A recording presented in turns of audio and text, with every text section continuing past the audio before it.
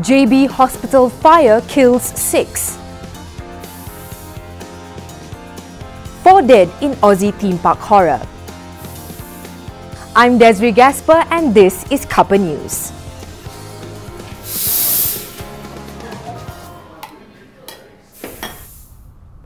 Everyone wants answers, but the cause of the fire that broke out at the Sultanah Aminah Hospital ICU in JB this morning will only be revealed after a thorough investigation, and the public are advised against making any speculation. The 9 a.m. fire killed 4 women and 2 men who were all patients at the ward. Health Minister Datuk Seri Dr. S. Subramaniam said the thick smoke even caused a few people to faint. Staf telah cuba untuk menyelamatkan pesakit, tetapi mereka tidak berjaya di dalam usaha itu. Dan akhirnya satu tingkap di sebelahnya telah dipecahkan. Dan melalui itu 2 orang staf telah diselamatkan, dan bila bomba datang dan bantuan seorang pesakit telah diselamatkan dan dibawa ke Hospital Sultan Ismail untuk diberi rawatan selanjutnya. He said there were about 10 people who were also injured in the fire. The Fire and Rescue Department is in the midst of identifying the source of the fire. According to an eyewitness, it seemed that the fire started from the treatment room, which is located at the side of the ICU. Dan walaupun kita ada sediakan langkah-langkah untuk menghadapi kejadian-kejadian macam ini, macam sprinkler system, menyediakan fire extinguishers dan sebagainya, tapi ini adalah satu kejadian di mana segala persediaan yang kita telah ada tidak ada bantu di dalam mengawal api yang keluar.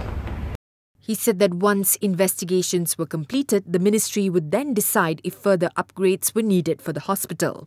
Over 400 patients were safely evacuated from the building, including patients from the maternity ward who had just given birth. Johor ruler Sultan Ibrahim Ibni Almarhum Sultan Iskandar, who visited the hospital later, instructed that the royal ward be used for the patients. Permaisuri Johor Raja Zarid Sofia binti Almarhum Sultan Idris Shah and State Menteri Besar Datuk Muhammad Khalid Nordin also visited those affected at the hospital. Meanwhile, Deputy Prime Minister Datuk Seri Dr. Ahmad Zaid Hamidi, who visited the hospital, said that a commission of inquiry should be set up to investigate the incident. Kejadian ini sepatutnya mungkin boleh dielakkan jika beberapa kemudahan, utamanya di dalam penyelenggaraan, maintenance, dan juga di dalam menaikkan taraf struktur bangunan dan juga sistem pendawaian yang ada. Saya ingin cadangkan supaya sebuah suruhanjaya siasatan ditubuhkan untuk melakukan siasatan secara terperinci terhadap kejadian ini, bukan hanya kepada hospital ini, tetapi juga akhirnya hasil siasatan suruhanjaya ini akan dapat dipakai untuk semua hospital-hospital, terutama yang harus dibasuai ataupun dinaikkan taraf di seluruh negara.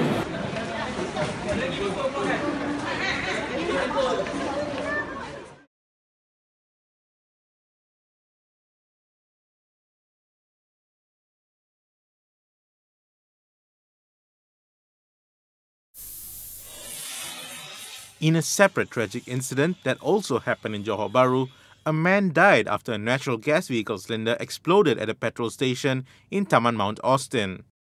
The victim, a worker at the station, was identified as Muhammad Faisal Mazlan, aged 33. The Fire and Rescue Department is still investigating the cause of the blast. A father of 3 children has been slapped with 3 counts of raping a 12-year-old girl.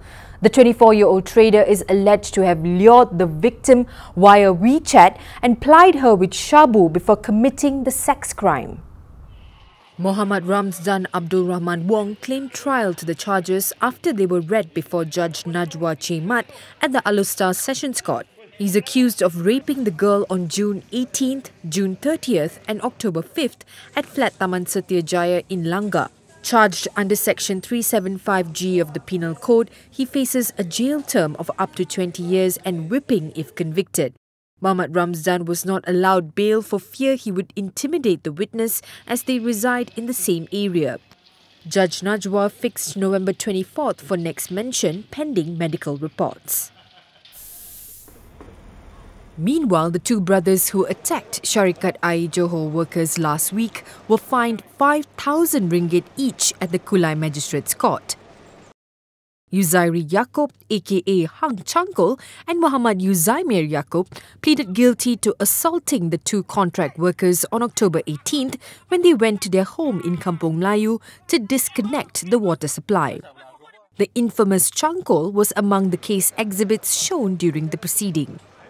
Magistrate Ahmad Farid Ahmad Kamal, in imposing the fine, advised the duo to behave maturely, especially regarding small matters such as settling a water bill.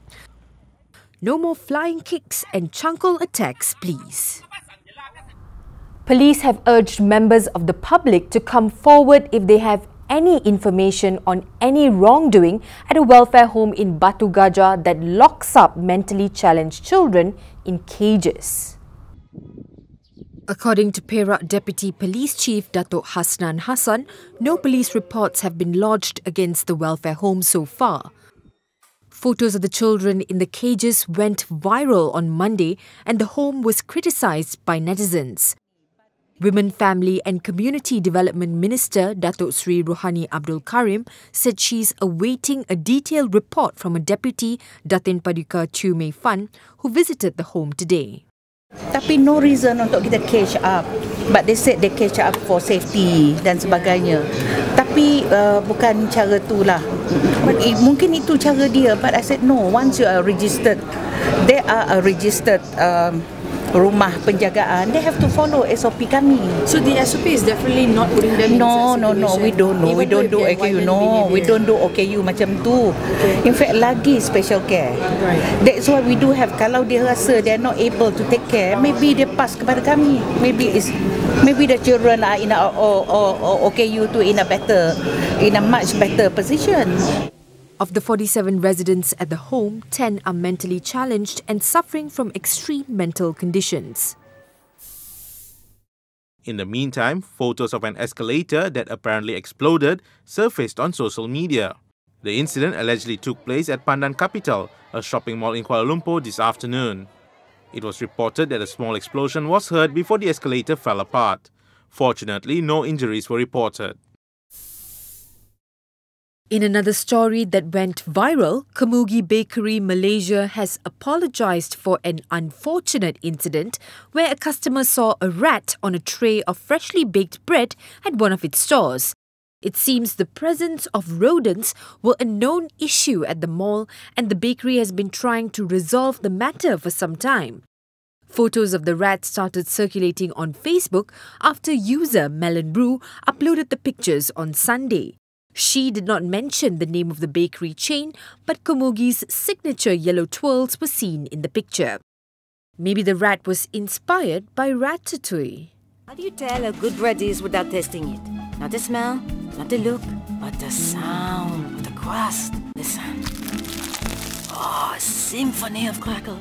Only great bread sound this way. In what seems to be another controversy surrounding the name of a fast food item, the latest one is Ninja Joe and their pork burger called P.Ramlee. It was reported that the burger was launched on Merdeka Day to pay homage to the iconic Ramlee burger. But after facing backlash from netizens and the Muslim Consumers Association of Malaysia, Ninja Joe removed posters of the P.Ramlee burger and conducted a poll on their Facebook page asking fans to vote for a new name. In world news, heavily armed militants wearing suicide vests stormed a Pakistani police academy, killing at least 60 people and wounding dozens more. Some 700 trainees stationed at the Balochistan Police College were sleeping when 5 to 6 gunmen attacked Monday night. No group immediately claimed responsibility for the assault. 4 people were killed on the Thunder River Rapids ride at the Dreamworld theme park in Australia's Gold Coast. Witnesses were describing how everyone was screaming after the raft apparently flipped. 2 of the victims were thrown off the ride while the other 2 were trapped inside. Aid workers appealed for calm during a tense standoff between migrants and police at a centre in Calais where hundreds of migrants were being processed for resettlement elsewhere in France.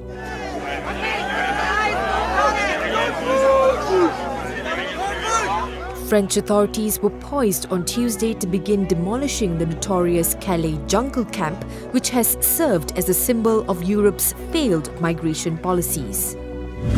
US President Barack Obama trolled Republican presidential candidate Donald Trump on ABC's late-night show Jimmy Kimmel Live.